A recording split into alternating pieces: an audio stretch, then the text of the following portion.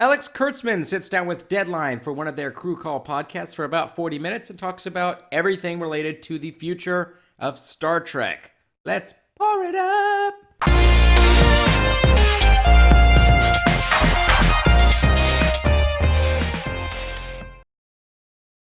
You want some insider info? This isn't tea, it's coffee.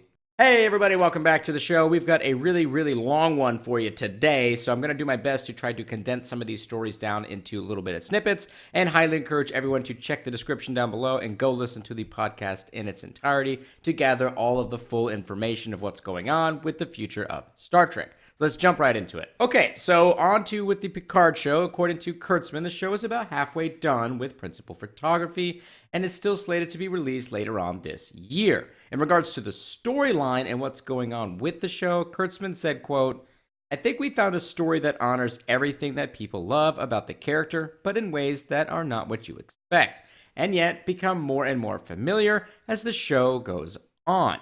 And that's what's exciting. A lot has happened to Jean-Luc Picard in the intervening years since Star Trek Nemesis." Kurtzman also stated that working hand in hand with Patrick Stewart and Jonathan Frakes on this show was absolutely vital, saying, quote, "When we're in the room with him, his opinions really matter to us, and his happiness really matters to us.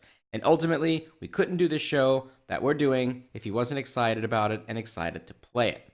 Now, I'm a bit surprised to hear that the show is halfway done with principal photography already.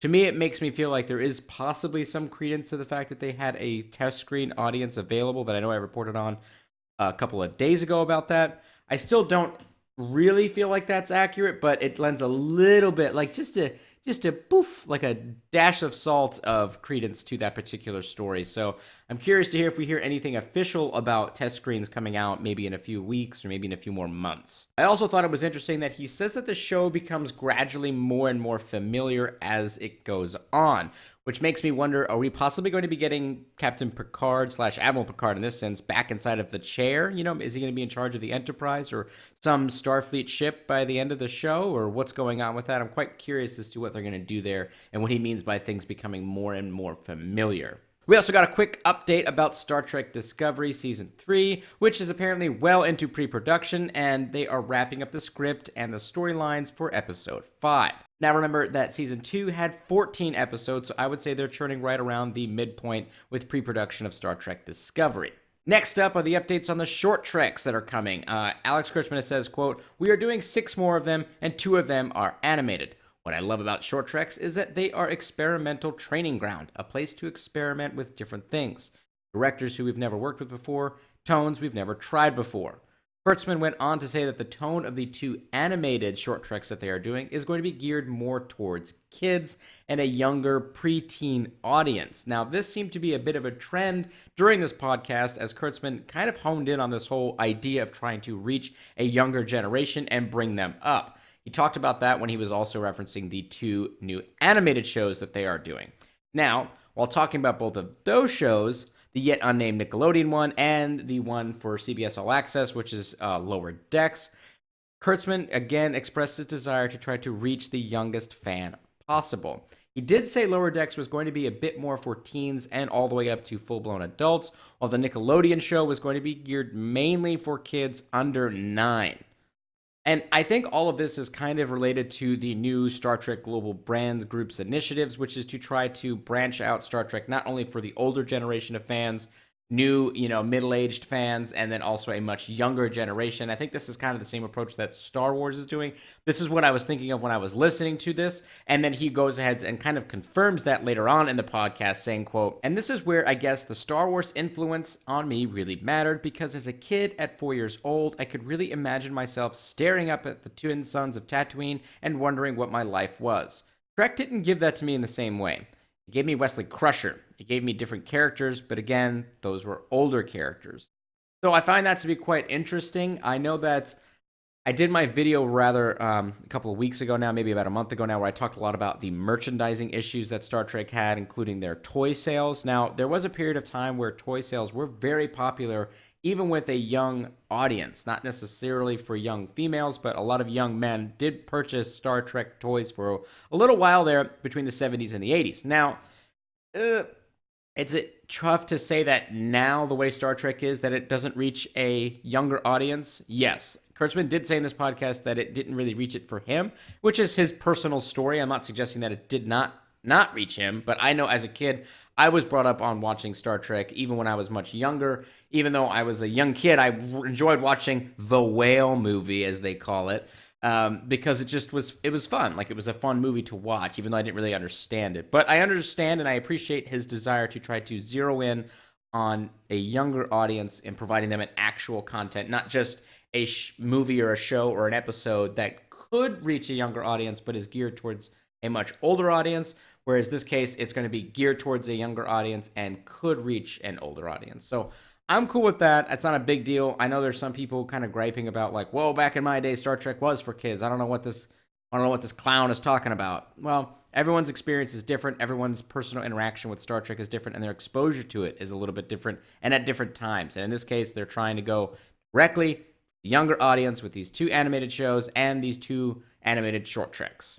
The final big update here is the Pike Show and Section 31. Kurtzman acknowledges that they are still trying to figure out how they can work in a Pike show into their current Star Trek global franchise brand, which in my opinion is just fancy talk for salary negotiations with Anson Mount, Ethan Peck, and Rebecca Romijn to try to see how much money they really have available there. So it's not dead yet. I still think it's going to happen. I still think because of his popularity, Mount's popularity, that CBS is definitely wanting this to occur, but they're probably still pumping so much money into all these other things that are going on with Star Trek. They didn't expect the idea of adding a whole new show on there. So I think they're just trying to use the bean counters and try to figure out, well, what's good for them, and then what can we actually afford, and then make it actually a good show.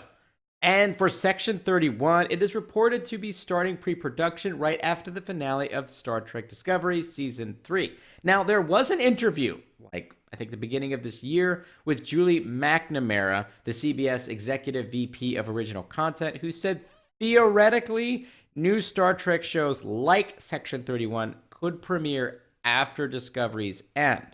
However, she wasn't talking specific schedules, and that interview was at the beginning of this year, and a lot has changed in the landscape of what Star Trek is doing currently. So I don't know how accurate that information is. I just wanted to bring it up so people didn't think I was trying to dodge the fact that that was previously said.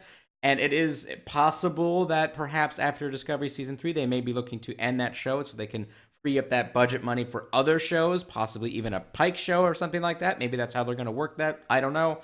I don't want them to necessarily axe a show, especially if they actually do really good with Star Trek Discovery Season 3, and then suddenly they axe the show because most people didn't like it or they wanted to free it up for whatever it is. I'd like them to just take it one step at a time and not get ahead of themselves there. Kurtzman also talked about how he tries to read both positive and negative reactions to Star Trek online. He talks about that he tries to read pretty much everything that he can get his hands on, which I thought was rather interesting, where I think that if you read too much of that stuff, you might go a little crazy, but he says that they use that in order to provide minor course corrections to some of the storylines, and in this case, since they are doing pre-production of Discovery, he's very heavily invested in it, apparently, to try to see what people are either looking for, what people really hated about Discovery Season 2, and trying to make adjustments as time goes on. Now, I know that some people just blanketly say, well, he should just be fired, and they need to close this shit down, and STD sucks, and blah, blah, blah, blah, blah, but I think the fact that the showrunner, who's in control of everything in regards to Star Trek, is listening to both positive and negative feedback and making course corrections for the show is exactly what you want to hear from someone who actually cares about what's going on within Star Trek. I don't know how much more someone could possibly care. And is everything that he's doing the best thing ever? No, it's a creative thing. So not everyone's going to like it. Not everyone's going to agree with it.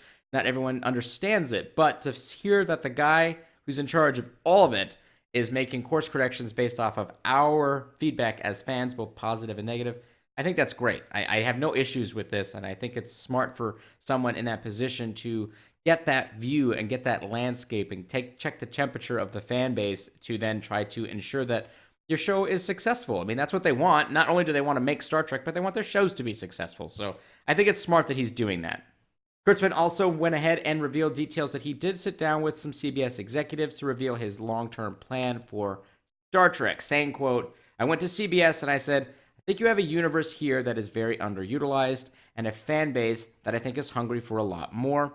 And I walked them through the plan of what I saw for the next 5 to 10 years of Star Trek. And they apparently loved it. And I think we're starting to see the fruits of all of those discussions right now. You know, it went from just Star Trek Discovery to here's a few short treks to, oh, we're going to do a Section 31 show to now we're going to do a Picard show to now we're doing 1 animated show, 2 animated shows, 6 short treks. Like, it's continuing to expand outwards, and they're spanning multiple platforms and try to reach as big of an audience as possible. And I think this is all great. I think this is the fruits of a lot of people's labor to try to expand Star Trek out and get it back into the mainstream and back into popularity to get people to really, really get invested with this franchise, which in my opinion deserves the treatment that it's getting right now, which is that there's a lot of money being pumped into it and a lot of content being produced. We're not going to like all of it.